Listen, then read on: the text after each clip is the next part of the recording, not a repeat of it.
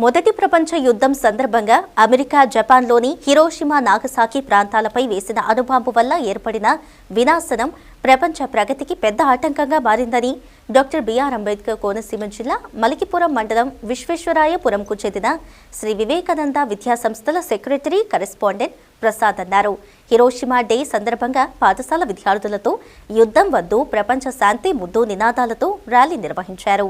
ఈ ర్యాలీలో పాఠశాల ముఖ్య సలహాదారు డాక్టర్ నక్క రమేష్ బాబు, పాఠశాల ఉపాధ్యాయులు, విద్యార్థులు పాల్గొన్నారు. పాఠశాల నుండి ప్రారంభమైన ఈ ర్యాలీ గుడిమల్లంక వంతెన, పద్మరాజపురం, శ్రీరామ గురువు మీదుగా మలికిపురం సెంటర్ వరకు సాగింది. ఈరోజు హిరోషిమా డే సందర్భంగా డాక్టర్ బిఆర్ అంబేద్కర్ కోనసీమ జిల్లా మలికిపురం మండలం విశ్వేశ్వరపురం గ్రామంలోని వివేకానంద విద్యార్థులు హిరోషిమా డే సందర్భంగా యుద్ధం వద్దు, ప్రపంచ శాంతి ముద్దు అంటూ నినాదాలు చేస్తూ ర్యాలీ నిర్వహించడం జరుగుతుంది. మరి హిరోషిమాలో జరిగిన ఈ సంఘటన శాస్త్రాభివృద్ధిని వినాశనానికి వాడకూడదనే మెసేజ్ ఇవ్వడం కోసం ఈ రోజు హిరోషిమా డేని మనం జరుపుకోవడం జరుగుతుంది.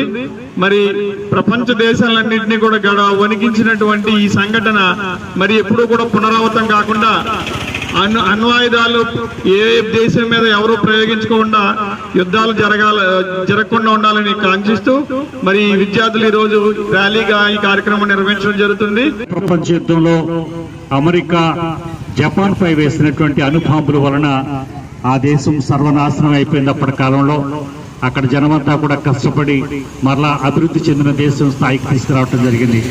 ఈ సందర్భంగా Vivekananda English medium school Visweswarayapuram విద్యార్థులు యుద్ధం వద్దు, మాకు ప్రపంచ శాంతి కావాలి, ప్రపంచ శాంతిగా ఉండాలి, మనిషిని మనిషిగా చూడాలి, అణుబాంబులు అణ్వాస్త్రాలు ఉపయోగించకూడదు అనేటువంటి ఉద్దేశంతో పిల్లలందరూ కూడా ర్యాలీ చేయడం జరుగుతూ ఉంటుంది.